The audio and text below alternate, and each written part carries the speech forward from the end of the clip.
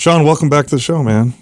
This is the greatest studio in podcast history. Come on. You're just saying that. Yeah, You're just messing with us. He's been on a lot. He knows, man. I believe him. Yeah, come on. Sounds like I'll take the compliment. Go ahead. Go ahead. Tell me how great we are. We were just talking about how long it's been since we had you on. It was right after you wrote your book, right? Your first book. The cookbook that my wife loves. I swear she's in that all the time. That was 2023. Yeah. Was that? So that was my latest book. Yeah, that was the latest the one. Eat Smarter Family Cookbook. Yeah. That's right. It was the number one cookbook, new release in the country when it came out. We have all kinds of cookbooks. We cook out of that more than any other cookbook. I didn't know that. Man, come on. That's what it's all about. Yeah. No, makes me so happy. I mean, and maybe because I guess it fits like our wheelhouse of the food that we're always trying to make food like that. And I don't know too many cookbooks that are balanced like that nutritionally and taste good. Like it's just, I don't know. I feel like it's either or a lot of times. Either like it's all about how good can you make it, macros are horrible, or it's just all about macros fitting a certain count and then it tastes like crap. And it's just, you did such a good job of that. So thank you. That means everything. Yeah. We were also just talking, and you were talking about how you had been going through some difficult times since then, but how you kept going back to the show and how 9 out of 10 times, I think you said that the interviews you felt like they were for you. Yeah. Things that you were interested in or things you want to learn about. Things I needed to hear. Things you needed to hear. What were the things that interested you the most during this period of time? Like, what have you learned? Because you're a smart dude. Every time I talk to you, I always think, man, this guy really smart dude, really knows his stuff, but also learns a lot. Like, have any of your opinions changed or have you grown in any of those areas since we had you on? Yeah. The main thing would definitely be just the emphasis on relationships and how impactful they are on our psychology, on our practices.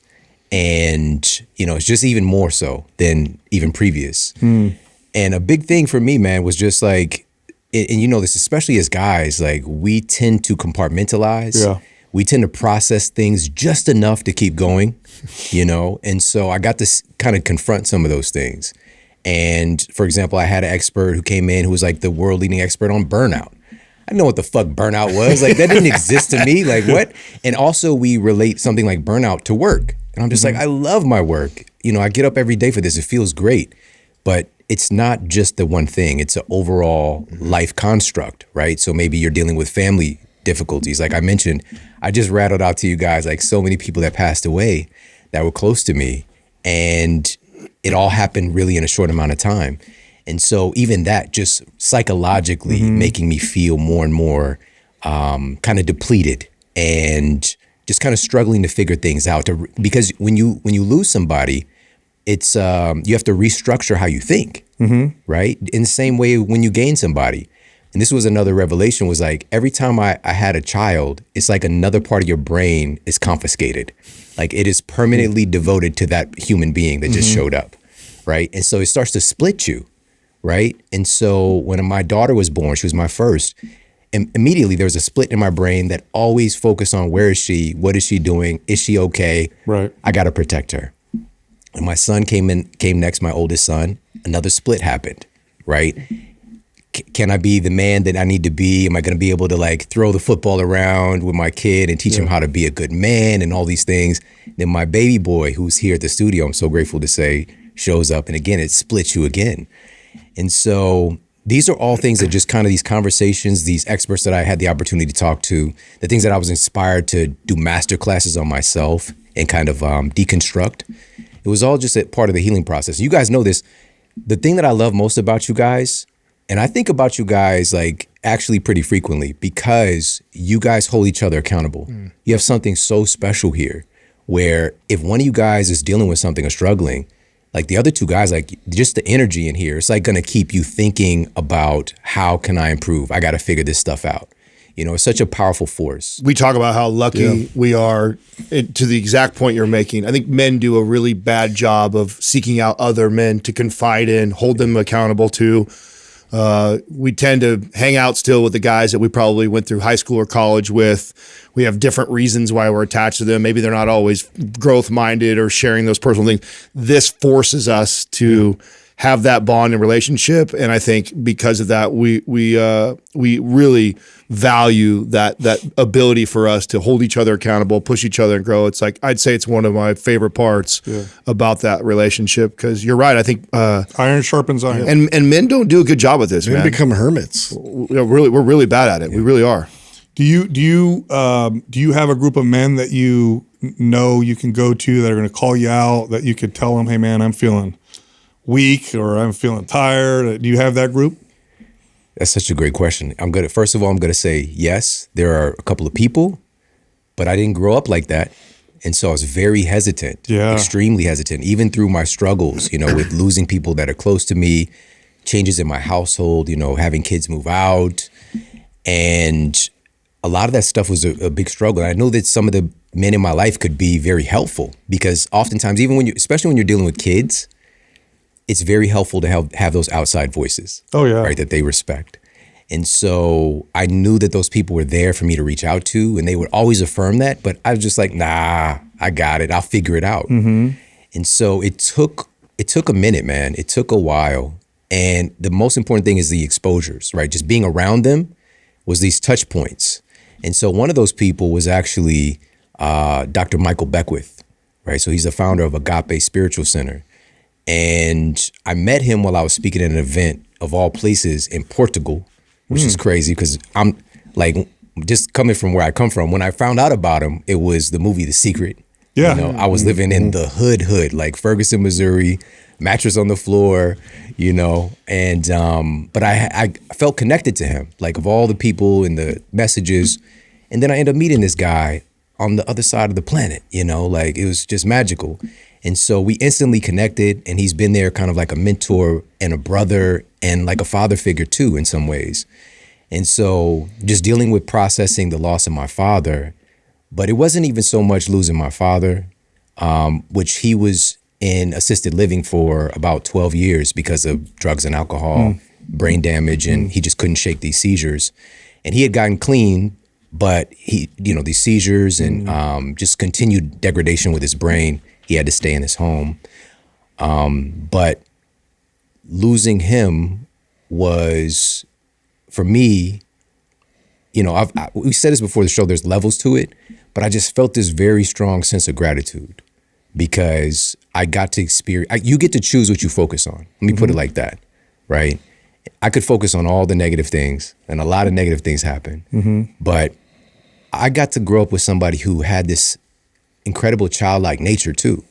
He was a very strong, dedicated man. Very strong alcoholic too. But he got up every day and went to work no matter what.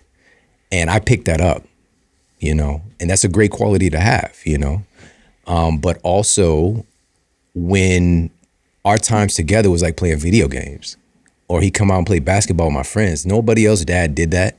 And guess what? My son knows this. I'm the dad that's out playing basketball with the kids.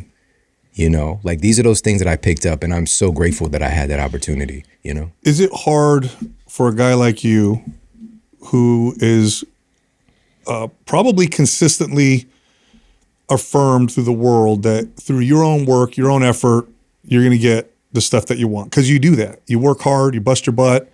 Is it hard for a guy like you, after being able to do that, to say, yeah, I need to depend on other people? Exactly. You just said it. I've been that person. And so the other thing I picked up from him, he didn't mess with people, right? He's very much a lone wolf. He would have like one friend, maybe he'll come around like while he's drinking. And, I kind of picked up that temperament, whereas my brother and sister, they have tons of friends. They mess with a lot of people. And that kind of lone wolf mentality just kind of went with me through my adulthood. And, but then the greatest blessing of starting the Model Health Show was my relationships. And I didn't even sign up for that, man. I didn't know that was going to happen.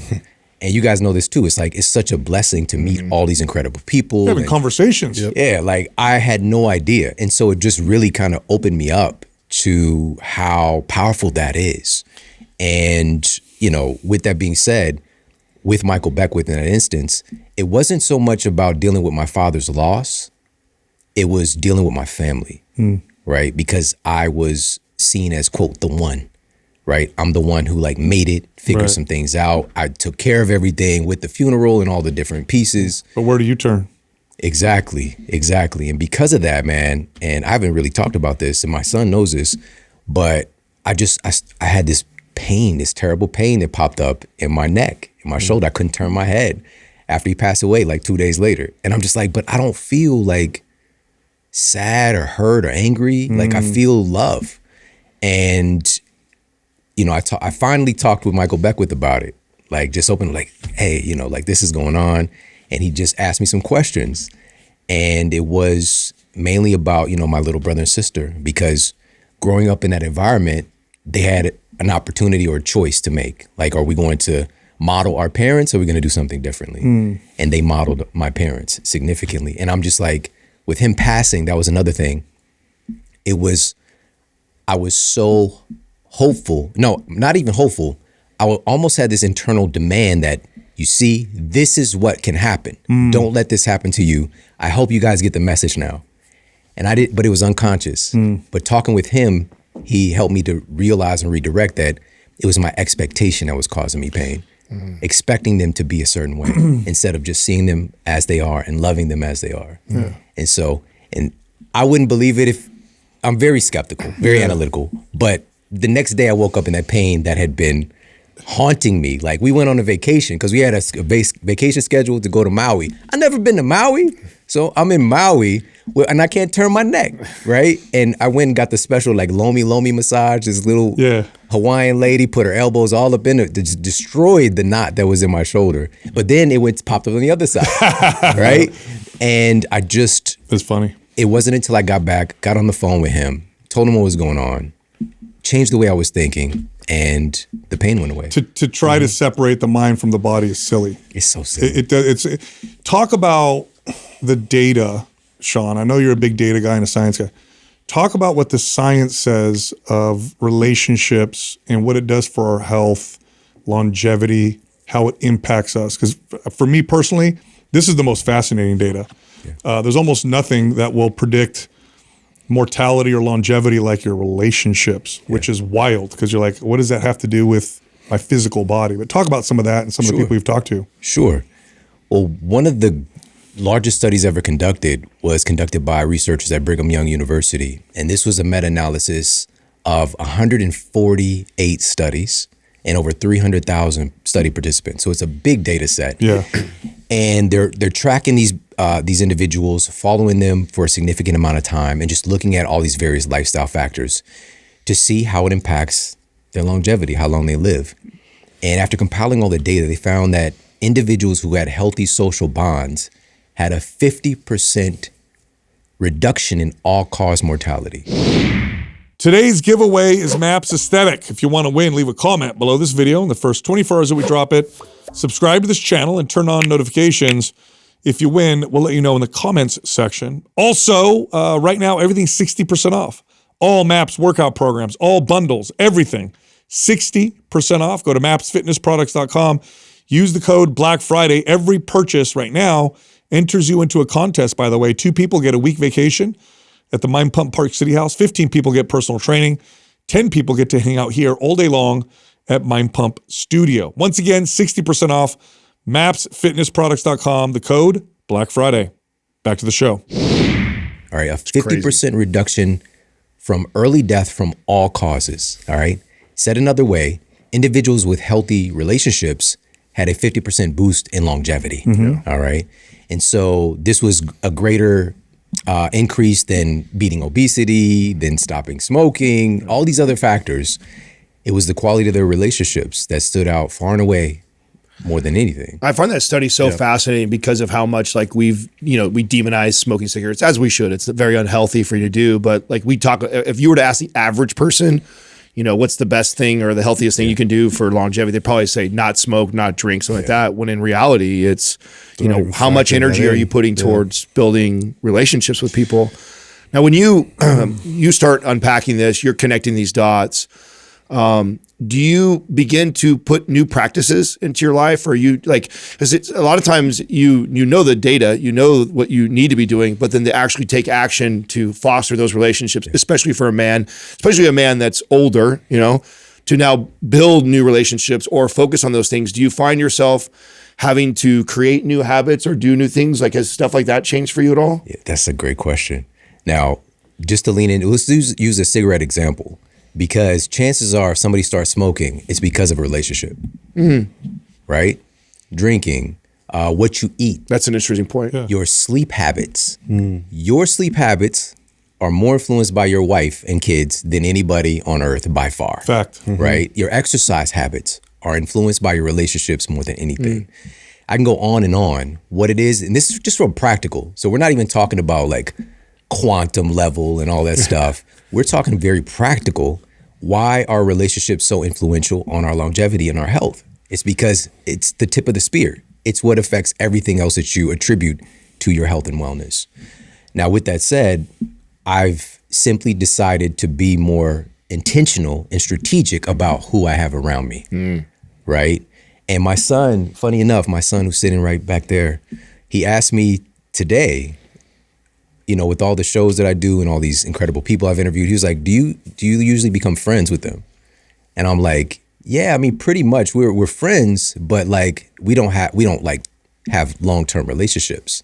And it kind of made me sad, but also told him that there's seasons, right? Certain people that I meet that enter my life, we might spend a season together. Maybe it's like we're close for a couple of years. Right. And so that's what, when you asked me the question initially, like, who are some of these people? And I thought about my guy, Bedros Keuilian, right? So there was a season where me and Bedros were like seeing each other more frequently. He's in Chino Hills. So it's a nice little trek from LA, but he actually flew out to St. Louis to kick it with me. He brought his family and we all went out together to Ted Drew's frozen custard. Shout out to Ted Drew's. You know what I mean? And just, we went and got barbecue together and just like, and the same thing when I came out to see him and you know, just being able in that high level of thinking and that inspiration that he brings being around him and him having these things from me as well that added value to his life. But we haven't seen each other in probably 2 years now. It's just kind of flown by, but I think about him often and I pray for him and his family. But I just actually did the opening keynote for his event because he had a scheduling thing where he couldn't be there to open his own event, the fitness business, you know, event. And he had enough invested in me to trust me to do that for him, you know? So do you find it easier to be vulnerable and open when you're on a podcast than you are in your real life, in your personal life, I should say? Mate, that is such a great question too. Oh my God, man, I got chills from that one. My wife gets mad at me because she finds out, like my mother-in-law listens to every episode of my show. And Find out more from your show than they do talking. She'll find out that I cried and then tell my wife, she's like, I've never seen you cry. I don't know, you know, it's just, I think it's cathartic to be able to talk about certain things, but also I was very,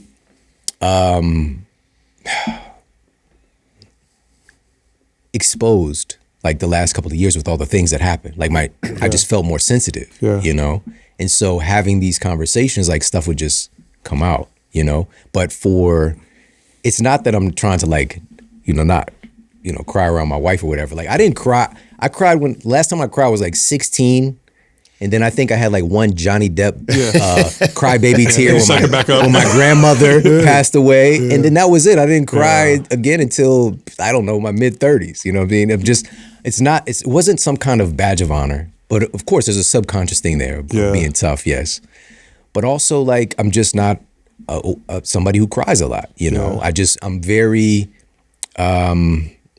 aware of circumstances and just kind of like, I think about them. I'm a thinker. You know, but just allowing myself to be more in my feelings, you know, which can be seen as a negative thing in our culture. Like there's even a term like you're all in your feelings, you know. Yeah. But doing that in the context of safety and insight, you know, and so it's very cathartic. So, and also to answer your question though, I've had the most amazing time with my wife. through especially this last like 6 months, because of all the processing of things that have happened separately. For her, is voice texting with her friends and these little mini fucking podcasts they do for each other. All right. So she's been processing stuff as well, because all this loss, like she lost her father as well. Yeah. Our son moved out of the house and changed the dynamics of the household. Our baby boy is growing up and he's a teenager now. Right. And so we've been able to, again, have relationships where we can have a space to be able to process things and come back together and to process and have great conversations and experiences together as well. Yeah, I can identify with a lot of what you're saying. I think it's very difficult when you've accomplished things in life by your own merit, working hard. I can do this, but eventually get hit with something where you're like, I can't, I don't know. I heard something from a friend of mine that hit me so hard. I thought it was so true. We always hear, I don't know if you've ever heard this, the people will say, God only gives you what you can handle. And my buddy's like, that's not biblical at all. He says, God gives you more than you can handle, so you lean on him. And I was like, oh no, I've been doing this all wrong. It's surrender. Yeah, and I asked you about that vulnerability question because another thing that struck me was somebody told me you can only, your friendships can only be as deep as you allow them to get with you. So if you're only so deep, that's as deep as it's going to go, which means you got to take a step out into the scary, what's this person going to do with this information? Do they think I'm weak? Are they going to think do I feel weak? Yeah. It makes it very, very difficult. It's why it's so important to really know thyself. Yeah. This incredible tenet. But, I love the saying or statement or belief that people are in your life for a reason, for a season, or for a lifetime. Yeah. Right? And we tend to get very obviously attached to certain things, to certain ways of being, certain lifestyle factors and comfortability. And, just to go back to my son's question about my friendships, like the most incredible friendships are manifesting now, where I was on some Drake energy, like, let me know. No new friends, that kind of thing. Yeah. Like I'm good, but just being open and receptive. And, I could see who's in my life right now for a lifetime. And it would be, my wife, Michael Beckwith, for example. They just come to mind. They pop into my mind. But there are people in my life for this season of my life right now that are so amazing, so thoughtful. One of those people, I'm going to shout her out, is Dr. Gabrielle Lyon. Yeah, she's great. Love her. Lyon. Of everybody that I've met the past, 5 years, she is the person who checks on me the most often. She's very genuine. What's cool about that, it's so impressive considering everything she's done in her life, busy. How busy she is. And I'll back that up. Out of the four of us, I tend to communicate the most with our friends from the podcast, and she beats me. She's the first one to always reach out first, and I'm like, God, how'd she do that? That's my thing. I'm good at that, and she's better than I am at. She's so good about checking in, and I always think, man, I'm so blown away by the amount of relationships that she manages, all the things she does in her life, and still has the time to do that. But values what we're talking about, right? Yeah. Shawn, one of the things that I find really fascinating, that's really been something that we've only really been talking about for the last 10 years, but probably mostly for the last 5 years, is how our genes express themselves, or epigenetics. There was this belief in the past that you had your genes and that was it. But now we know that behavior, lifestyle, thoughts, relationships changes how they react. You're not set. They're not set in stone. So you may have a predisposition for anxiety or for heart disease or for other things. And what you do, how you think will change how they express themselves. What are some of the things that you've learned in some of your interviews and in your study about epigenetics and just how plastic they seem to be? Yeah. So it's getting closer to 20 years ago now when I was first exposed to Dr. Bruce Lipton's work. He's a cell biologist. He's really, most people would attribute him to being like the father of epigenetics in communication to popular culture and, modern medicine and science. And so, again, just the blessing of doing this work in this show, I got to have multiple conversations with him over the years. And, you know, he told me from the very beginning, you know, when I went to school, when I was in my expensive university, we were really in the age of genes cause diseases. Right. Right. And the truth is, and again, there's multiple published peer-reviewed studies on this, top scientific journals, affirming that less than 1% of all diseases are directly caused by defective genes. Isn't that wild? Right? And so keeping that in mind, then what happens? How do we manifest these diseases? And so this is looking towards the new frontier of epigenetics. And I struggled, and I didn't want to say new because it's not new. It's just Right. new that we know about it. That's right. You know, and gene expression. So we have this conglomeration of genes that make us up, but there are hundreds or even thousands of possible expressions of what a gene can look like, or the proteins that can be printed out of you. All right. The genes are blueprints to print out materials that make you up. And it's going to be dependent most by the environment. And Dr. Lipton continued to correct me and it's not just the tangible environment that you're thinking about, it's the environment of your mind. Yeah. It is the number one thing. Yep. Because your perception of the environment affects your body more than the environment itself. All right. And so what I mean by that also, our thoughts create chemistry in our bodies instantaneously. Every single thought that we have changes our chemistry. We produce different hormones and neurotransmitters instantaneously. All of our trillions of cells are immediately changed just based on our thoughts. That is so powerful. But what are you thinking? What are you thinking right now? What are you chronically thinking? What is your habitual thoughts? And are these thoughts of fear and stress and worry and doubt, lack? Or are they thoughts of affirmation and joy and love and peace? And we get to choose. But in our society today, we're so distracted, we forget that we have a choice. And we often just become victims to our environment or our circumstances. And so that's just kind of setting the table.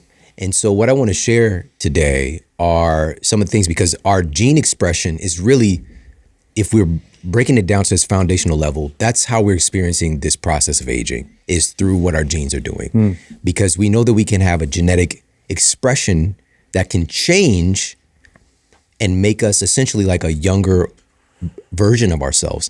And specifically, so let's go through some of these. Yeah. So this just came out this summer, all right? And this was conducted by researchers at Harvard, published in the American Journal of Clinical Nutrition. And they were looking at rate of aging and using all these different biological markers, including monitoring their telomere length. And I'm sure you guys have talked about telomeres many times over the years. So these are the end caps on our chromosomes. And so as we have each cell division, a little bit gets clipped off. That's associated with biological aging, one of the strongest markers we have. And so these researchers were looking at vitamin D3, omega-3s, and placebo to find out, do any of these common supplements slow our rate of aging? All right. This was a 4-year study. All right. And they tracked all these different biological markers. And after compiling the data at the end of this 4-year study period, the individuals who were taking the vitamin D3 aged about 3 years less in that 4-year study than people who were taking the placebo or even the omega-3s. The omega-3s didn't really make a difference when it came to biological aging. And so it was 2,000 IUs, international units a day. It's like 40 cents a day. That's nothing. Incredible. Again, 4-year study, the people taking the vitamin D3 only aged essentially 1 year biologically. And also, let's take a step back actually, because we subconsciously think that the calendar is toxic. We think the calendar is deadly. The calendar is killing us. We have associations with the calendar and certain markers of aging. But the truth is, and this is based on the widest body of study that we have, there's a variance. There's a statistical variance in biological aging versus, so we've got the calendar, right? We've got chronological aging, and we've got phenotypic or biological aging. So this is what your cells are doing, cognitive function, the health of your organs, immune system, all that stuff, right? And so the calendar is correlated with aging, but it does not cause aging.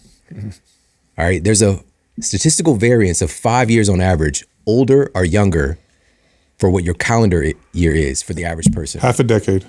Right?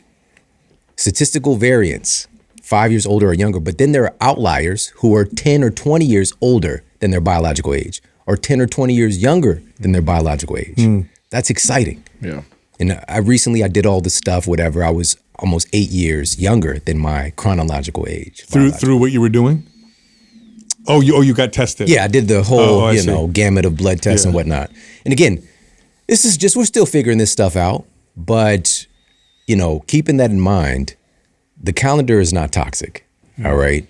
And so how are certain people aging younger or aging slower than other people? Vitamin D3 is one of these powerful markers. Where does it naturally come from? Sun. Having some time in the fucking sun. That's what that points to me. That stuff like that research that just highlights just how important getting outside in the sun is more than anything else. Do you think? I think it's less of magic from the sun, although it's magical, and more a result of the deficiency of sunlight that we all just are chronically under because. Well, yeah, that's why the supplementation can make such an impact. Exactly. Is because we're so deficient. That makes a huge difference. You got it. And so, but the study, if you just read it at face value, it's like, I need to take vitamin D3, right? And that can absolutely be helpful. Absolutely. 2,000 IUs a day. All right. But what is the core problem here? Yep. Right? 60% of our population in the United States is deficient in vitamin D. 60%. And for some demographics, it's far more. Yeah. Like African American, 80%. Yep. Hispanic, 70. All right. Why is that? You got a little more melanin. Yeah. All right. So a little bit less absorption of that, as you said, the magical interaction with the sun's rays and our biology. Right.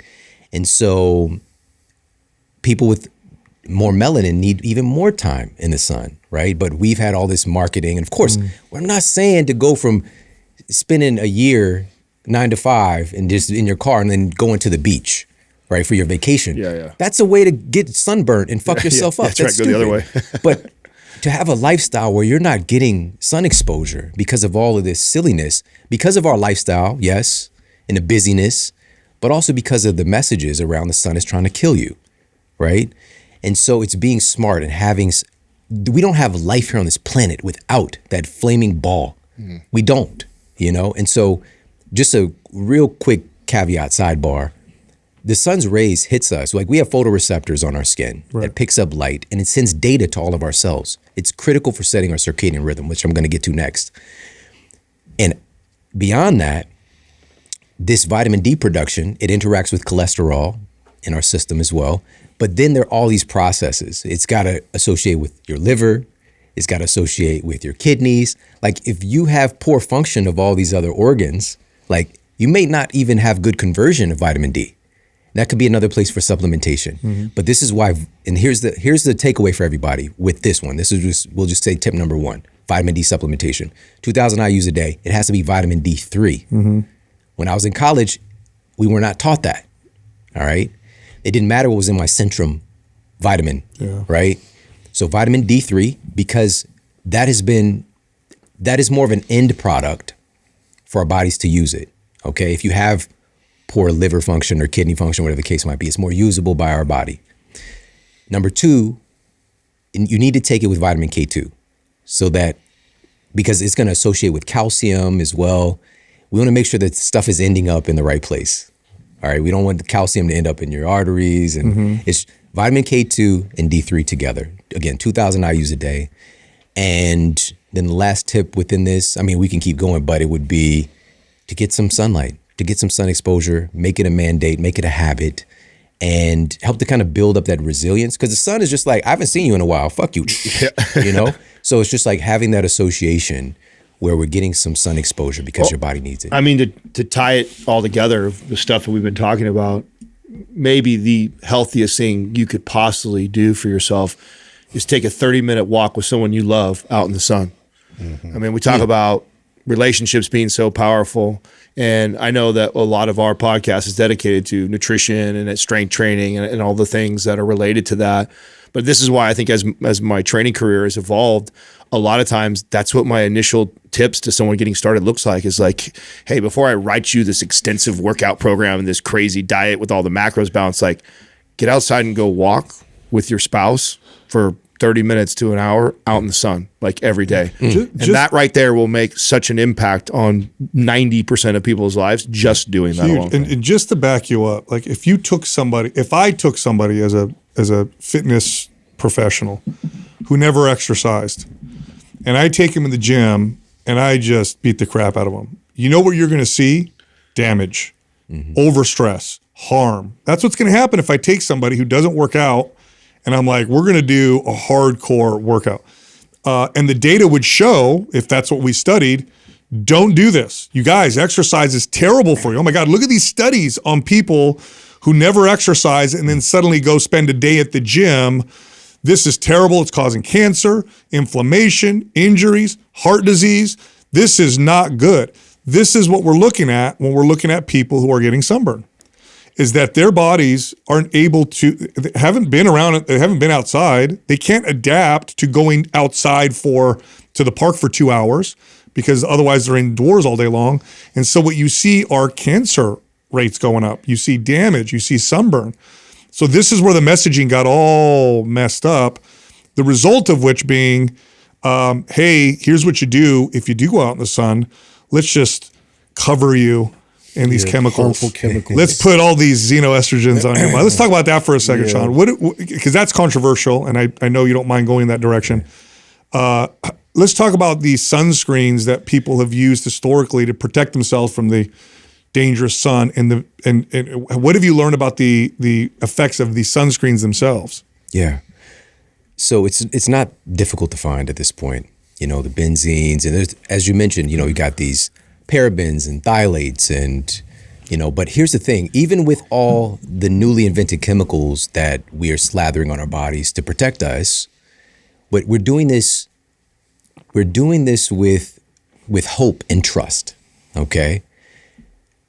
What we need to ask is it working? Have rates of skin cancer gone down? No. Yeah. They've gone up since we've been using sunscreen. All right. It's not working. It's not working. And so we're doing something that contributes to poor health. It's carcinogens, all these different carcinogens. But that's where I'm a big fan of results. Like, if it's working, I'm for it. Like give me all of it, right? But it's just not working. And so it's just it's a very silly thing. But there are ways to protect your skin. Obviously, again, clothing, wear a hat, get a tan, zinc, slowly get a tan, slowly build. That's the ultimate. That's it. Slowly build up exposure to the sun. Your body knows how to handle the sun because your genes evolved. And that was my whole point with starting it off with the vitamin D3 thing, is we've got, thousands of studies on vitamin D now in all these different areas of health that it's impacting, whether this is improving sexual function, cardiovascular health, cognitive function, immune system function. But at the heart, we've got really great data on all of the epigenetic influence it has. Thousands of your genes are instantly influenced when your body's producing and or you're bringing in more vitamin D3. Yeah, vitamin D technically could even be referred to as a hormone. This is the way it acts in the body, which is pretty remarkable. Going back to how your perception of your environment affects your genes more than the environment itself. What's interesting to me is when you look at the data on people with trauma or stress and its correlation to autoimmune disorders and diseases. It's this really strong connection. It's as if hating yourself turns your immune system against yourself, which makes perfect sense. If you're perceiving something, your body will follow that perception, because that's the most accurate thing it could possibly find, is your perception of things, not necessarily the subjective. It's not like a computer that it measures the environment. It's how you perceive the environment that changes those things. Yeah. I'm going to go there, since we're looking at what can we do to slow down biological aging. It's your mindset. Yeah. And have you guys talked to Dr. Ellen Langer? No. Yet? So she's considered to be the mother of mindfulness. You know, she's the first woman to receive tenure and in the Harvard psychology department, where she's still teaching today. All of these studies that are conducted on how our thoughts affect our biology, she started this. Oh, wow. Literally in 1979 was her first study that she conducted, looking at the impact of your beliefs in your environment and your biology. And so she took 8 elderly old men, and they retrofitted an environment to be decades younger, right? So the environment that they bring them to has like posters from that time, decades earlier. They only played the music from decades earlier. The newspapers and magazines were more from youthful versions of themselves. It's like a time machine. It's a time machine. And the results were, unbelievable. Let me tell you some of these results. I remember. Never this heard of thing. that. I didn't know that. I wonder if she's friends with Arthur Brooks. I can't believe I've never heard of her. Yeah. I'm not familiar at all. Yeah. So after compiling the data, because what they did was they took all of these different biometrics before and after, they took photos before and after. So these individuals within a week had improvements in their vision, improvements in their flexibility, dexterity, improvements in their IQ and overall cognition, improvements in their gait, improvements in their hearing. In 1 week? Wow. How you don't hear about an elderly man getting their hearing back or having their hearing improved without some kind of medical intervention. And their faces were visibly younger. Like they had people to actually like look at before and after pictures. That's hilarious. They looked younger. In they one younger. week? In 1 week. Yeah, wow. Being in an environment that said, hey, I'm my younger version of myself. They changed. Okay. Cool and what it really boils down to is what's That's a happening cool at the study. level of the genes. And so how do we utilize this? We have to, if we strive to have a more youthful disposition, we have to think younger, right? We tend, as we get older, to blame things on age haphazardly, right? You get an injury, right? Maybe you injure your Achilles, right? And you blame it on it's because I'm older. Halliburton just tore his. Jason Tatum tore his. The difference is they're young and they're just like, I'm just gonna rehab and get better. Yeah. We tend to start chalking things up to these things when people get hurt at all ages. Yes, you can slow down how quickly you get well, but it doesn't have to be that way. Yeah. And so we need to be careful about haphazardly blaming things on age. And also, what are the ingredients that tell your genes that you are younger to keep producing these young? And I'm going to actually share a study in a little bit demonstrating this. But one of the most powerful inputs is something that we do not think about or value enough, and it's play.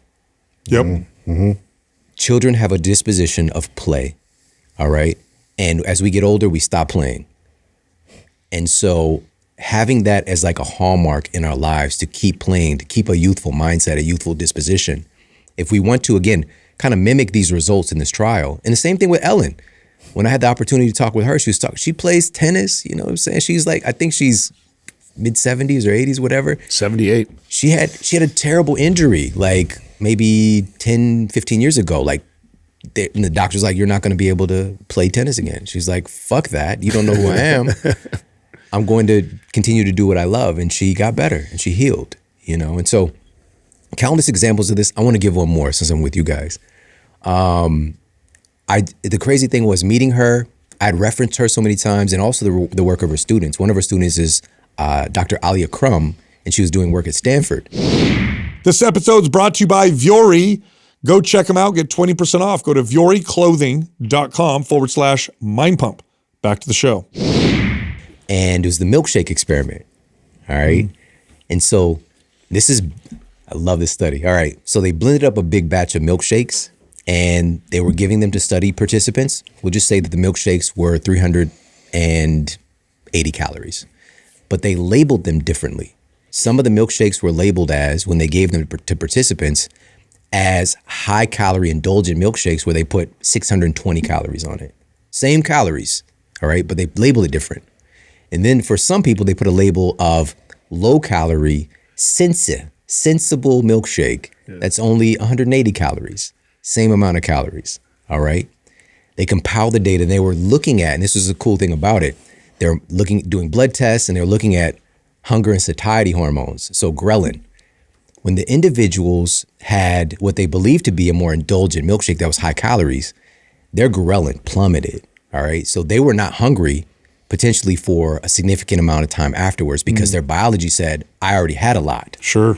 The people who had what they believed to be the low-calorie milkshake, even though it was the same amount of calories for everybody, their ghrelin didn't budge, didn't change. So what does that say for us practically is that they're going to be hungry again shortly thereafter. They're going to want to eat more because they believe that what they were consuming wasn't that much.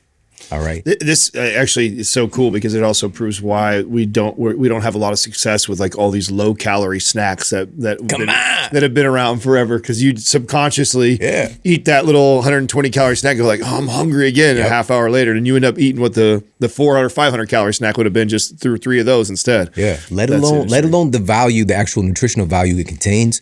Our belief about it supersedes so much. And this is what I call, I talked about this in my previous book, Eat Smarter, these epicaloric controllers, right? Calories, it's a very sound science, yes.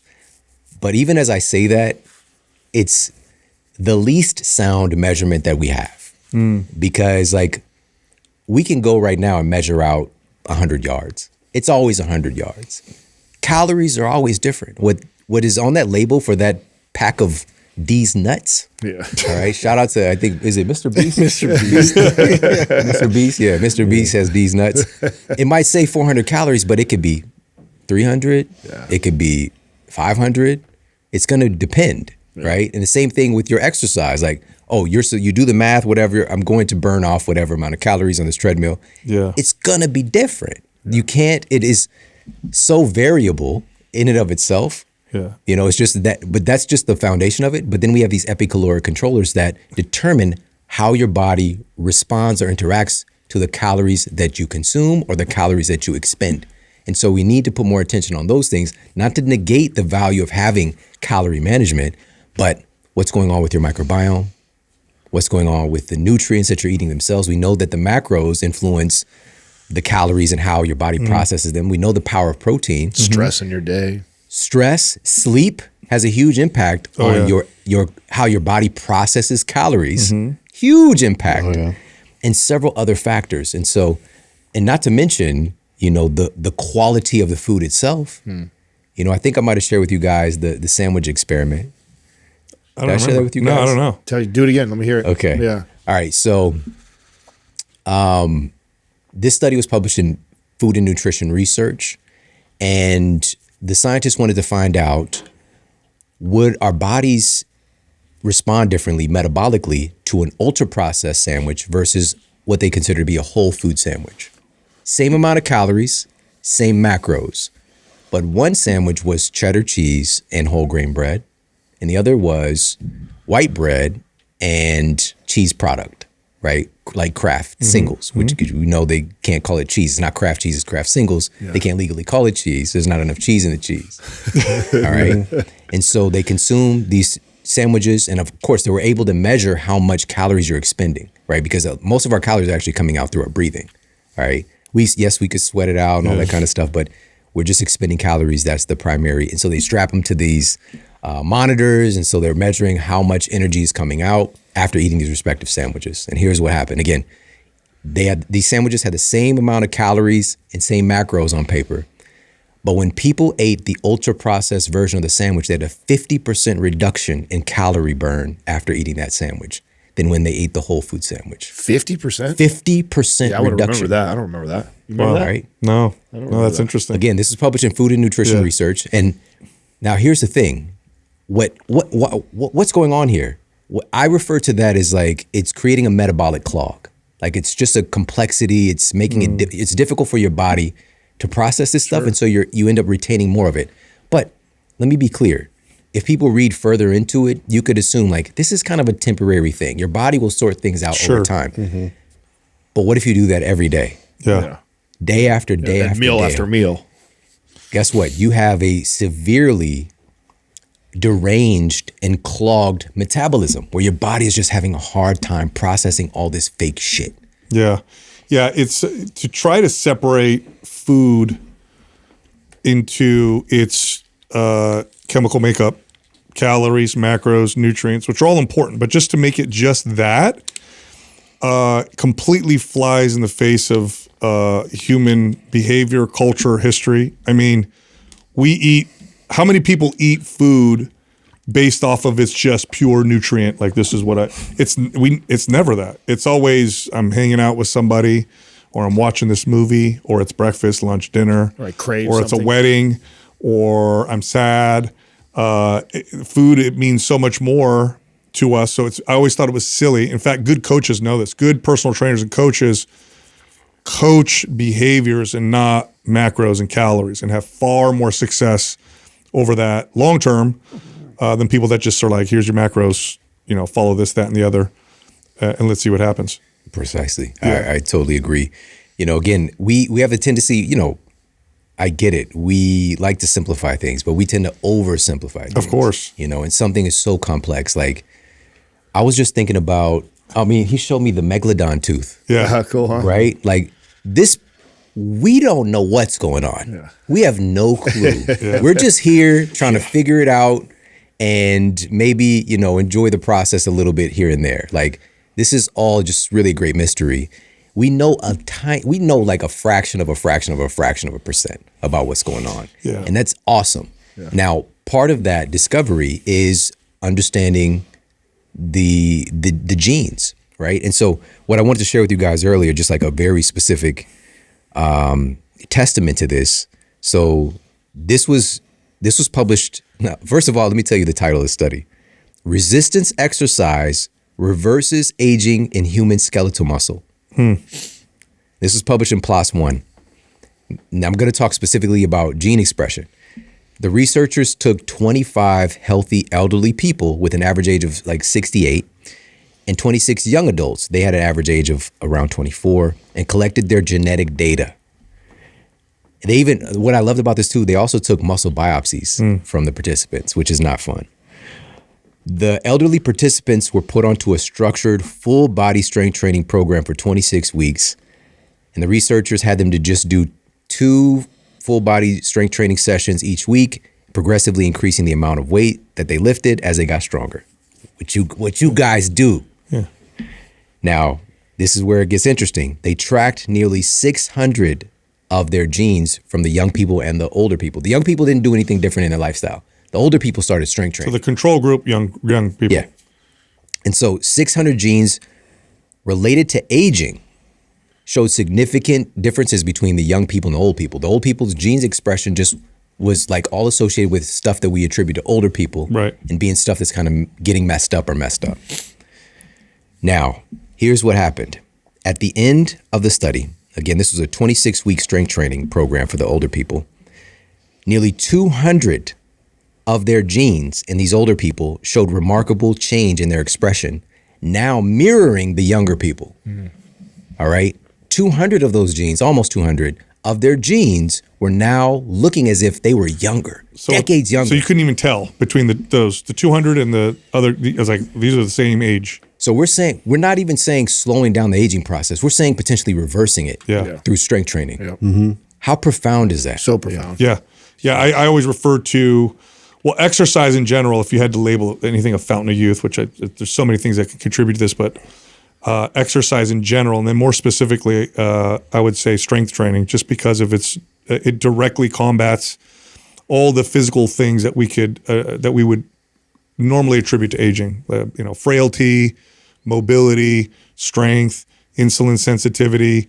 All the things that we would normally say would decline as you get older. That form of exercise directly combat. So it's not a surprise to me that you would see on a test a reversal of age with genes, because that's what's happening. Absolutely, you're going backwards with that stuff.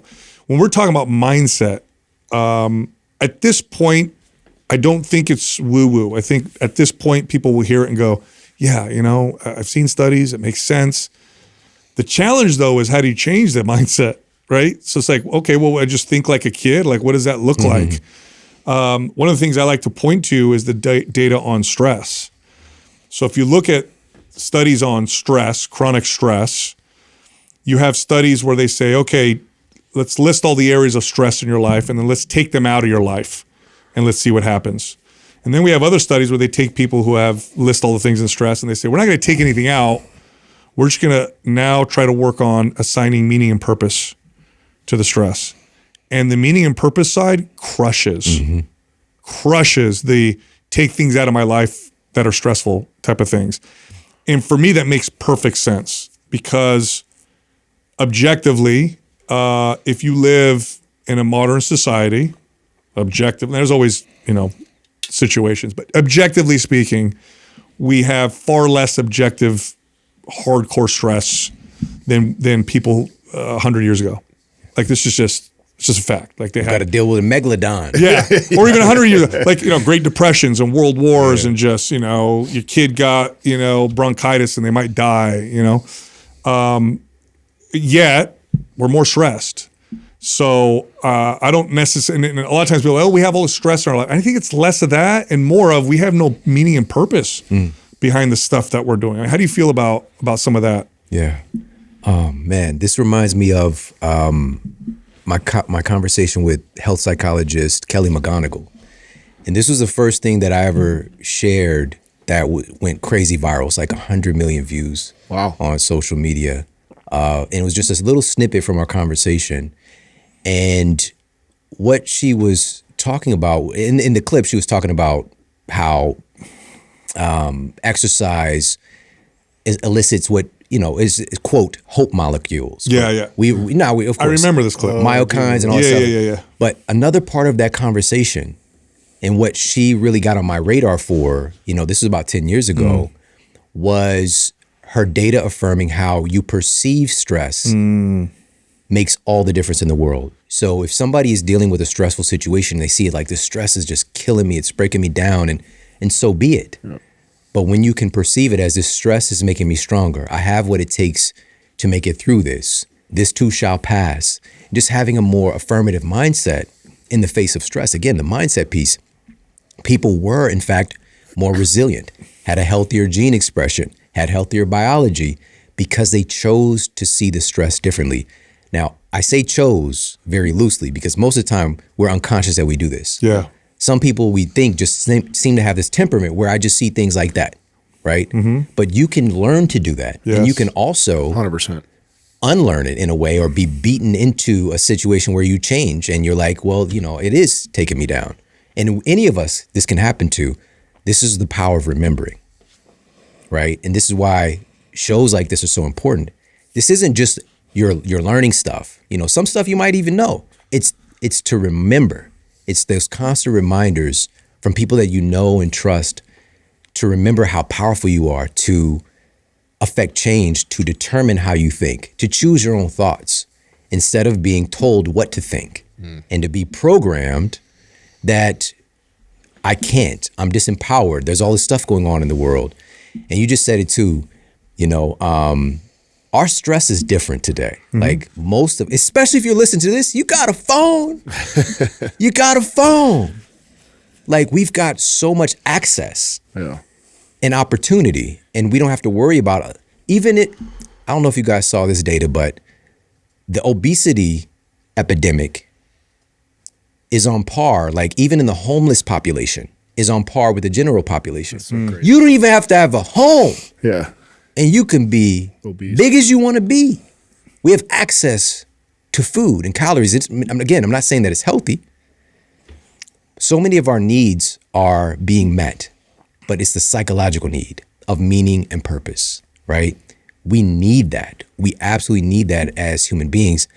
And if I'm not particularly prepared, but I have multiple studies affirming how purpose, a sense of purpose, contributes to longevity and slowing down the rate of aging. Many people know, like superficially, the legend of people retiring and then they begin the process of degradation and dying quickly thereafter. Yeah, clear data on that. Right? And so even if you retire, quote, retire from a career, you've got to be proactive at investing yourself in something that gives you meaning and purpose. And this is why these long-lived cultures, this is yet another reason why these long-lived cultures with all these centenarians, it's not, again, the food is one thing. Yes, relationships, community, but it's meaning and purpose. Yeah. The elders still have jobs to do. They still have important roles in the community, in the family structure. And we today, more than ever, we have to proactively find that for ourselves because we're so fractured. We're so fractured in our relationships. And we don't have a lack of access to it, but we do have a lack of awareness. What I see, and that's, by the way, spot on. You look at these old cultures and you compare it to like our culture, where youth is valued and wisdom is not. You know, getting old here is, you know, you go to Okinawa, you go to Sardinia, and people who are older are, you want their wisdom, you want their, you know, Arthur Brooks wrote this great book on this. And you mentioned how when people retire, their health suddenly declines, but there is a subset of that group where they're actually, they flourish. And he looked into this and said, what's the difference? Well, the difference was that the people who flourished went from doing to teaching.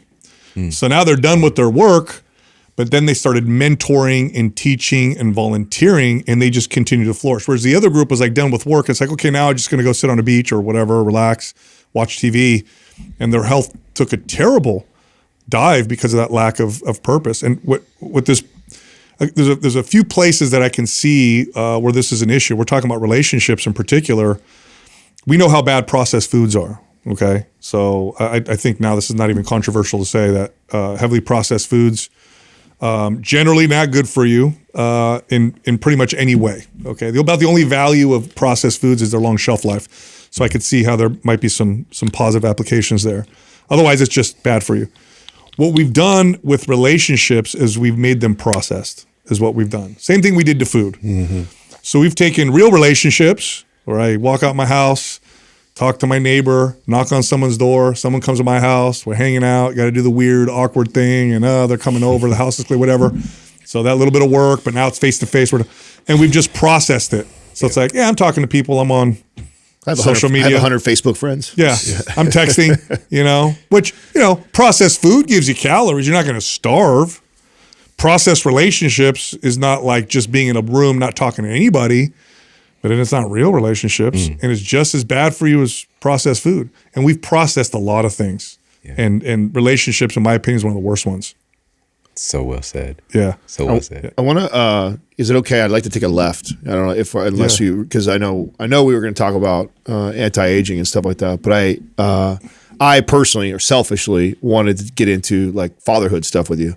I just, it's obviously, of all of us, I'm the newest or youngest father. My son's only 6. And anytime I get to talk to somebody like you who's had the success you've came up from what you came up and then raised multiple children, and that all at a wide range of age now, I just love to hear the wisdom and experience of that. And so to kick you off, I want you to take me through each kid and what that kid taught you about yourself or that you learned from raising that kid. So take me through each kid and the first thing that comes to mind of like what that kid taught you about yourself or raising them. Yeah. This is pretty unique because I've been a father most of my life. I became a father at 16 and my daughter is almost 30. And so most of my, memories are of being a dad. And it was kind of expected in my environment. Again, like my mom had me at 18 and, many of my friends, the environment, my mom didn't even make a big deal out of it. I would lose my shit if, like any parent would, having a kid, like when you're a teen. And, it's a very difficult circumstance, obviously being a kid. And the crazy thing was when my daughter was born, I was student advisor. I was in a program called Inroads, being able to take college classes at St. Louis University. I was it was a teenage health consultant program where I go to the classrooms and talk about health, which I didn't know what the fuck I was talking about. But I was a scholar athlete, 3.8 GPA, all the things, man. And the thing was, I don't even feel like I was trying, right? I had all of these aspirations and all of this opportunity in front of me, and I was getting bussed out to the, quote, good schools from the inner city in the DSEG program. And just with the weight on my shoulders of not being able to have my daughter under my roof, because I lived at home, right? I ended up getting into a fight in high school and ended up getting kicked out for a year, my junior year. And it was just, I was carrying all this anguish and anger because in my environment also, I was taught to solve our problems with violence, right? And so I was fighting a lot coming up, but I kind of like settled in high school knowing, because I got suspended a couple of times in middle school, like I can get kicked out of school. So I chilled. And I'm saying all that to say that during that time, I became like a full-time adult because while I was kicked out of school, I was taking care of my daughter and going to work. All right, I was working at the St. Louis Blues Stadium at the time, which was a dope job, by the way. And when I was there, Wayne Gretzky got traded for a brief moment to our team. We had Brett Hall, Wayne Gretzky. It was crazy. It was electric. But I was like now living this adult life. And I felt the full weight of like being responsible for this human being. And I embraced it. And that's one of the things that for many people, and it's for us, for people like us, for guys like us, where we are in our lives, we want to be a dad, right? For many people, they are not aware that you have to choose it. You have to choose it. For like where you guys are at now, it's just like, it's automatic. Like I'm a fucking dad. But for many people, they don't realize like you have to commit to being there for that person and raising that person. And so through that process, man, having a little girl is the best, you know, and I was her first love, you know. We did a ton of daddy-daughter stuff but I didn't know how to be a good dad. I was just doing what I think would be ideal things for a kid to be exposed to. So like I take her to the Ice Capades and I take her to Six Flags, and you know, every time I pick her up, it's date time. Like we're going to Chuck E. Cheese. We were at Chuck E. Cheese so fucking much. And she always had her songs that she wanted to hear on the radio, you know, and just like, and to this day, she sends me like, if these songs like, come on, like these are our songs, you know? And so what I learned then is how we parent unconsciously based on what we were exposed to, right? I did have the experience of being around my grandmother who taught me the value of education and stuff like that, and love and all those different things, making magical moments. So that's where I was kind of expressing those things. But most of my life, I lived with my mother and my stepfather in this very violent environment, very impatient. My mom, as you know, as much as she's grown today, like she barely said something once before she's yelling at you and just calling people out their names. You know, the things she would say, especially like to my little sister, my little brother, it's tough. And so I was impatient with my daughter. I would sit there, I knew that her key to making it out of the hood that we lived in was through education. And so when she was in kindergarten, I was getting these workbooks. We're doing second grade work, first grade, second grade, and I'll be impatient with her. But she ended up graduating with honors, you know, being the valedictorian or whatever of like when even in middle school, she was like the person who stood up and talked to the class. So that stuff worked, but I was so impatient. And thank you for asking this, by the way. And so my oldest son was born. Before you get to him, I want to point out something else that you said that I think is so powerful and important, is that you said that you chose to be a father. And something that I didn't know growing up that I learned later on in life is that love is not a feeling, it's a choice. And so I'd make the case too that she taught you how to love too. Yeah. And I think that a lot of people think that, oh, this feeling's gonna happen, or I just become a parent and you're just gonna you're gonna love it, or you're gonna love this person you're gonna marry. It's like you have to make that choice because it's an actual action. It's not a feeling that a lot of people tend to wait for. And I think all the Disney movies that we watch, we think that you're gonna have this overwhelming feeling or someone's gonna sweep you off your feet, but no, it's a choice that you have to actively choose to do, that you do every day. And hearing that's what I hear too, is that she taught you how to love too. Yeah, you said it. You're so right, man. And she also guided my choices too. So like I got accepted to go to some schools out of state, you know, out of town, but I stayed close by so I could see her and be there with her. So again, like looking back on it, I'm able to see how committed I was to her, you know, and to being her dad. And so my son was born when I just past my 21st birthday. And this is when I was a big mess, living in Ferguson, so-called incurable spinal condition. I've got my picture of holding him at the hospital. I've got an Isaac Bruce jersey on, the St. Louis Rams. But I was like overweight, man. Like you could see me just like, I did not look like I look today. And, but that's when he was born, that's when everything kind of kicked in of like, I'm throwing my life away by relenting to not get well. When I started to have these fears of like not being able to throw the ball around with him. Like I was in so much pain, man. It was a mess. And to teach him how to be a good man, to be strong. And prior to getting that diagnosis, I was very much like, I don't give a fuck what you say, I'm going to figure it out type. But it was basically a permission slip once I get that diagnosis to not fight because I was constantly fighting my whole life, And obviously, long story short with that, obviously I reversed the condition and got me into this field. But he was the inspiration for that. Like he was my inspiration to be the man that I had aspired to be. And I started to garner more patience with him.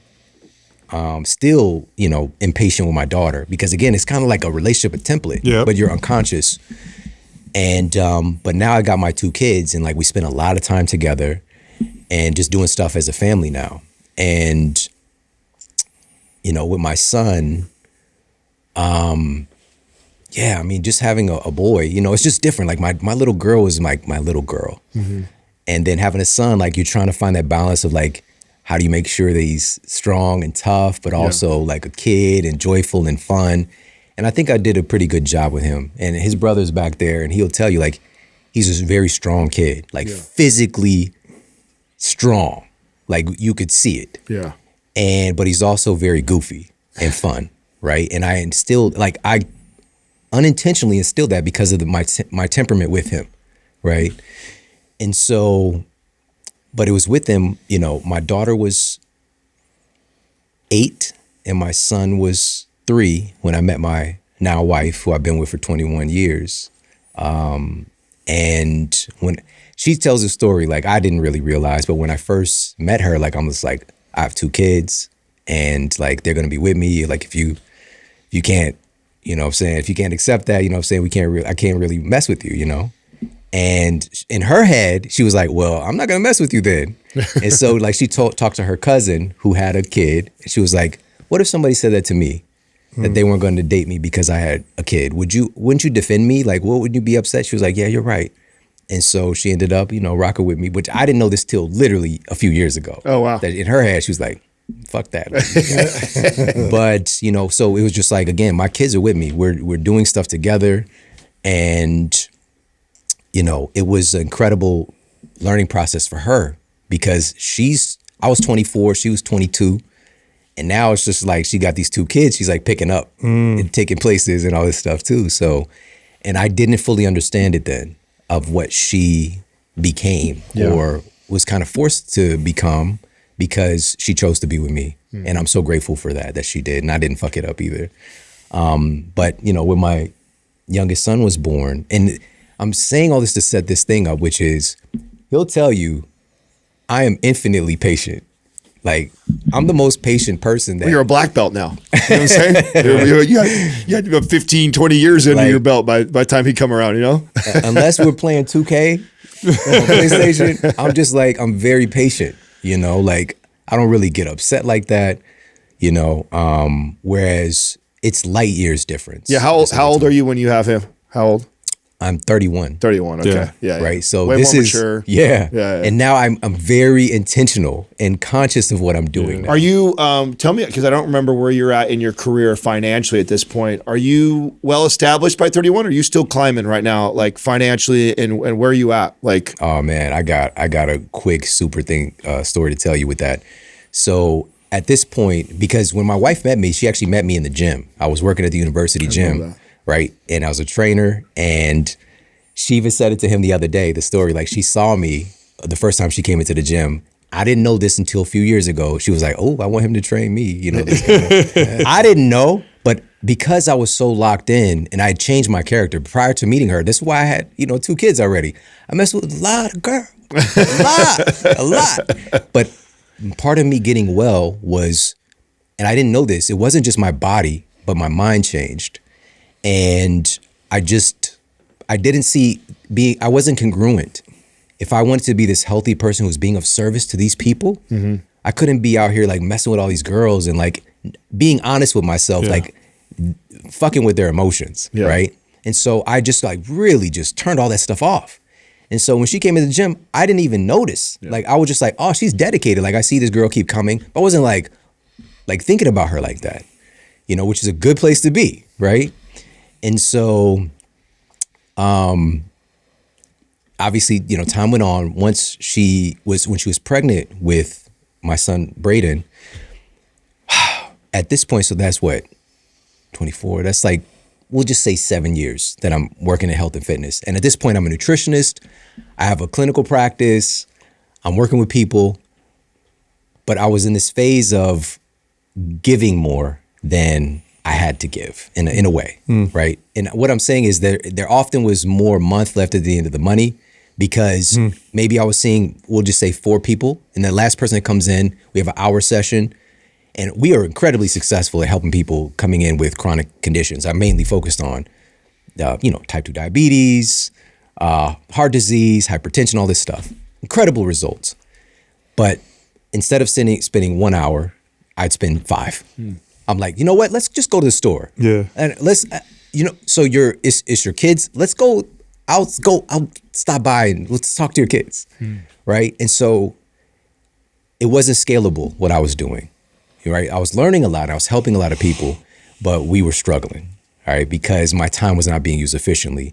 And when she was pregnant with him, maybe 6 months pregnant, and it was getting cold outside.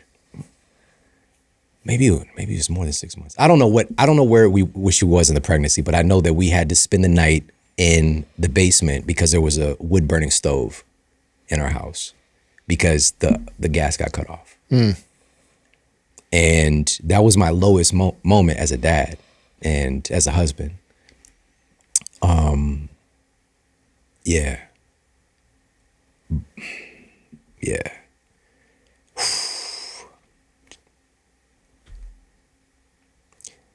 But in that moment, I made a promise to myself that I would never let that happen again. And from there, I mean, it was honestly within a matter of months, everything just started to skyrocket. And it was just, and you guys know this is a beautiful thing for everybody to hear and to take away. There are trainers who are multimillionaires, and there are trainers who are struggling to get by. What's the difference? Is it potential? Is it talent? Is it even experience? It's none of these things. It's just you're doing things in a certain way. You're doing things in a certain way. Sometimes doing things in a certain way takes experience and all these other things. But all I did was structure my time better.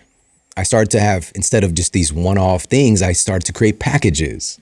Like I started to be more intelligent with my time and having like specific cutoff times. Like little things like this, and it changed everything. Do you remember meeting like a mentor or maybe your wife at that time because obviously that was a moment that obviously the switch hit. Yeah. I got to fix this. Yep. I got to do something different. But then the tools, the skill sets or the direction, did that come from somewhere else? Yep. Okay, let me hear. There was somebody in the office that I shared a building with a massage therapist and she was some kind of therapist, like some kind of psychologist. Okay.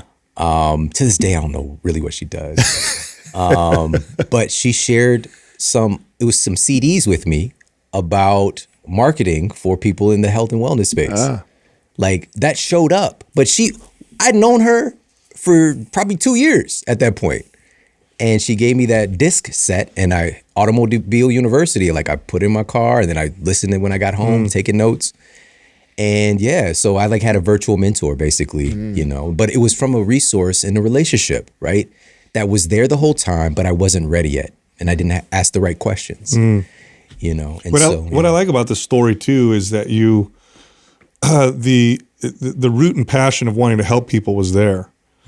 The rest of it came afterwards, but that was the key because once you applied the systems, then you're just going to do great. Yep. You're just going to do great. So that's what I like about that, because there are a lot of trainers and coaches that listen to our podcast, and we always communicate. I mean, you got to know the systems, you got to know how to put your business together. Very important.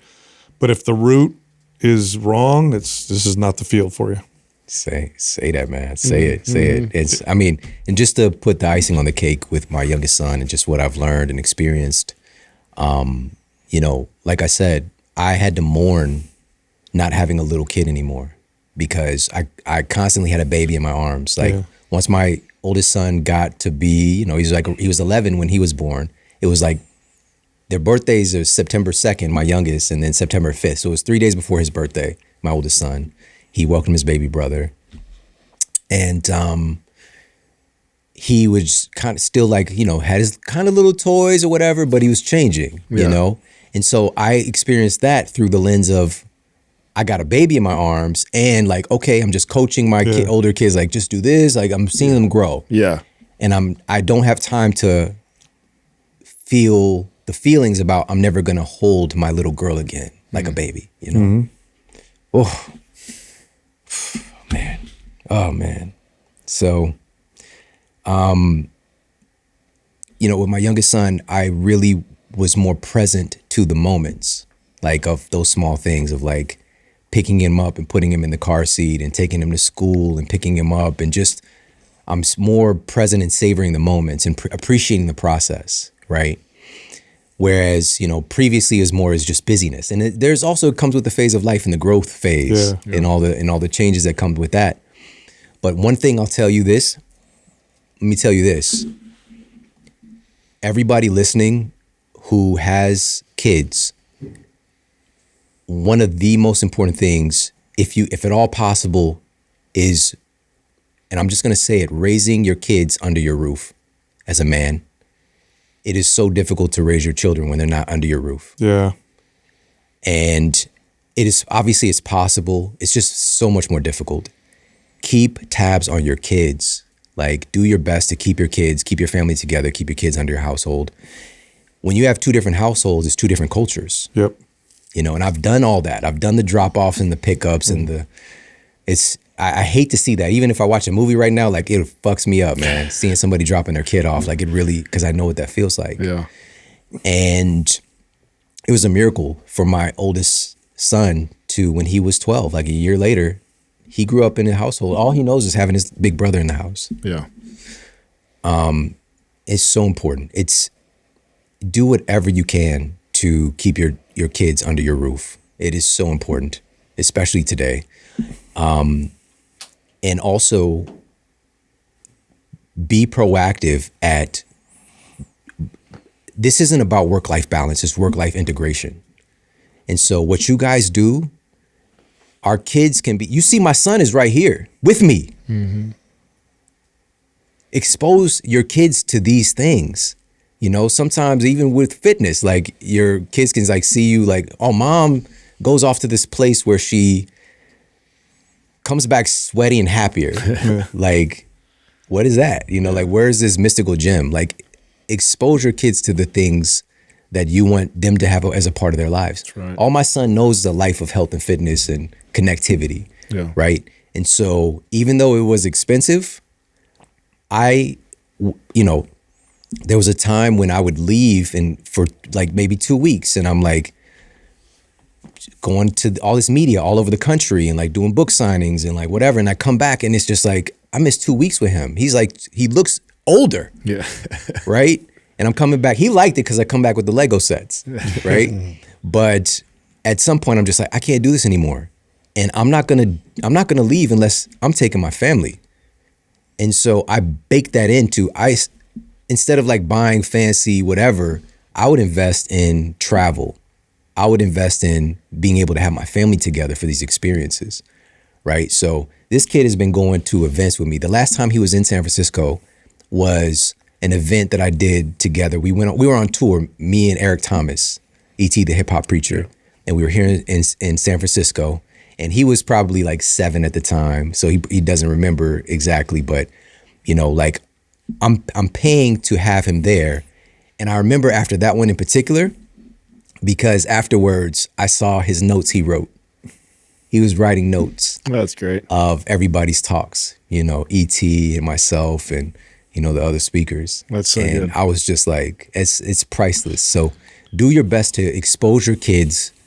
Don't, it's not, of course, like sometimes we just want to get away, want to do our thing and, our kids can't be around sometimes, but be more intentional about integrating. And so one of the things I did, my oldest son, who's about that life with his fitness, as soon as he was old enough to come to Golds with me, it was either 12 or 13. He's been there, banging and clanging. Like that's all he's known, and every Saturday we would all go to the track together, right? And so like just finding ways to integrate, even if you're experiencing where you have kids in different households, for example, like finding those ways to integrate things with higher leverage, because doing stuff together with fitness, families that train together remain together.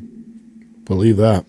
Yeah. Believe that. You were talking about your level of patience as you went down, from your first to your second to your third.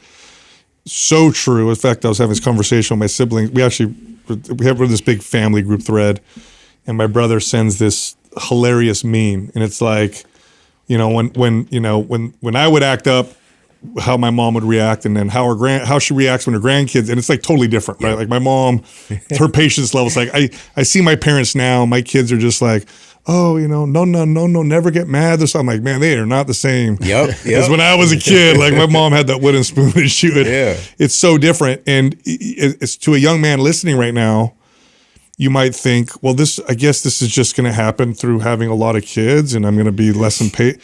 And yeah, you could do it that way, but historically, cultures, young men had mentors. And I think it's so important for men, and this is again back to relationships. Like, I think, because I have 4 kids, and I have 2 older and 2 younger from different, I was married, my first marriage and then my second marriage, and I am way different as a father with my younger ones than I was with my older ones when they were little. Had I really had a mentor that I respected, that I went to for these things and said, hey man, I'm going to have kids. You've already had kids, and taking their advice, I think it would have helped. Absolutely. I think it would have helped rather than going through it and then be like, oh man, I could have been more patient. Yeah. Because I got same experience as you. How, with the gaps of all the way from teenage all the way up to 30s, what have you seen like culturally, like the challenges? Like I think it's so interesting. Like I know he grew up in the iPhone generation, right? Yeah. Probably, everybody probably has one at school and stuff like that, where your 30-year-old, no one probably had that. She probably just barely got theirs, 10 years ago or whatever. So what has that been like with how different the culture is today, raising them? Have you found that you've had to mold as a father? Do you find yourself having to talk about something you really didn't have to talk about before? What's that been like? Yeah, this experience is way different with my youngest, because it's the first time that somebody's acting like I'm not cool, right? Because with my daughter, like she would see it. They're just like her teachers are trying to hit on me, picking her up, and all her little friends like me, And the same thing, my oldest son, like our cultures are so close, because I was 21 when so when he was in high school, like you were still hip to that generation. Yeah, exactly. Like we listened to the same stuff, You're a boomer to this generation, right? And I remember, like he started to act a little bit like I'm not cool, a little bit, but then like his friends were like following me on social media or whatever. Okay. And they're like, dude, your dad was with, I don't know, whoever they were following. He's like, yo, your dad is, And so it just like, he was like, yeah, you're right. He all right. And so, but, seeing that transition with the technology for sure. My kids, both of my kids were in it, my older 2 kids. But for him, now I know. And so like we were the last, he knows this, to get like an iPhone and, into middle school. And also we have family culture around it, right? And so the social media piece, right? That's incredibly dangerous. And we know this. Like there's too many studies already that are cited on this stuff. And the fact that there's kids in elementary school getting phones. That's crazy. All right. 6-year-old kids with phones is crazy. But again, if we don't know, we don't know. Yeah. And parents are not trying to hurt their kids. It's just like, it seems so, it's insidious. Yes. Yeah. Right. culturally accepted, so everybody thinks it's the norm. Yeah, you just put the kid in front of a screen, right? And so, yeah, just having a culture of a healthier relationship with the devices. This is a problem for all of us. We know it. You know, I'm picking up my phone for those that don't see the video, but and so one of the things that we observe, like family dinners, right? We don't bring phones to the table. Something very practical. And he'll tell you, like, I'm the main one that I don't even have my phone near me a lot of times, right? So like if we're all hanging out in the living room, for example, like my phone is in the kitchen, we don't have the phone, especially at bedtime, right? Having kids, having their study just came out, I think last week or last month on, in particular, was found when kids have their phone at night. Yeah. Right. And it's so obvious. Like if the child has their phone at night, interrupting their sleep. And so what the study was affirming was worse mental health, higher rates of all manner of, all of that, depression, anxiety, and, ideation. Right. And so having that phone at night, so he doesn't have the phone in his room at night. It's good. Right. And so just having some basic parameters around it, but also knowing he's going to have his phone, he's going to be talking with his friends, he's going to be watching some, video clips. Like I just showed you his AAU basketball clips, for example. Like he loves that kind of stuff. And so that's great, but it's being mindful, monitoring as well, because it. I could just put up a video that we're all watching. Maybe it's a Mr. Beast video, but then it's like some dick pill commercial comes up or whatever. Just like, and if he was younger, it's like, what is that? Yeah. What is the blue chew? Yeah. Or whatever. I think it's blue chew. I don't know. But, it's just like the culture that we exist in is going to be putting stuff in front of our kids. Yeah. And so we've got to educate them about it, be proactive, tell them in advance. That's the key right there. Yeah. I have friends that are going through trying to put the toothpaste back in the tube, right? And take it away. And you could see the resentment from the teenagers and the kids that are just like, what? You've always let me have this. Now I can't. And there's not a lot of communication. There's not a lot of education to the why. And then I have a cousin who homeschooled their kids. They have teenagers and they have very strict parameters around the phone, social media, all those things. And I remember talking to her as a teenager, like, does that bother you that your mom and dad only let you do it for this long, or you have this and that? She goes, yeah, I wish I could do it more. And then I said, when you become a parent one day and you have kids, what will you do? I would do the same thing. So, and that shows me that they can admit, yeah, of course I want it more, but then also they've done a good job as parents of informing and educating them why they're doing that, and enough to where she's saying, yeah, when I become a parent, I would enforce the same rules. I think it's why the example, because like I said, I have 4 kids, and my 2 older ones were, especially my oldest, when he was growing up, this is when it all started becoming popular. I just wasn't aware. I thought it was like TV. Like when I was a kid, we had TV. So it's like TV. It's not like TV. It's very different from TV. With my younger ones, much more strict. And even my 15-year-old, it's like much more strict. In fact, she always tells me, my friends get to do all this and that. I'm like, I don't want you to be like everybody, And I show her the stats. You want to be like this? And she's like, okay. But the example that was given to me, which I thought was perfect, it's like, would you just put a bunch of candy and garbage food around your kids and then say, you choose what you want to eat. You can make those choices. You know what you're going to do. No, they don't have the capacity, the maturity to be able to make good choices when they're presented with things that are so well engineered. Now multiply that times 10,000, and that's what you have with the engineered algorithms. It's the equivalent of processed food engineering itself as you're eating it. That's what the algorithms are doing. As you're using them, they are engineering themselves to be that much more attractive. So if you give that to your kid, your teenage kid even, and you're just like, you educate them, you're setting them up for failure, in my strong opinion. So in my opinion on this has changed dramatically as I've become more educated on this. So with my youngest ones, it's going to be, I'm going to keep them away from it as long as I possibly can.